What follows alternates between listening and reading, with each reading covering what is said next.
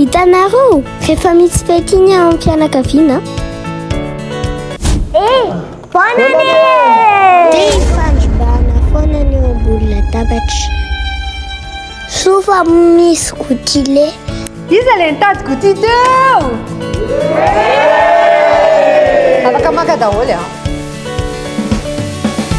Ny fiarabana tratran'ny taona no anehoana fifaliana,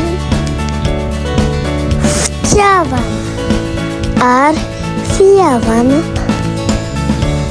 Dia misy ny mihira, dia misy ny milalao, dia misy mangalam-pihinana. Dia izany rehetra izany ampiarahana amin'ny gotile na gouty bar. Dia mitohy hatrany les jeux, hein? Gouty GM azavina carte de recharge à crédit na bon d'achat na 1 million d'ariary. Gouty anavao isan'andro.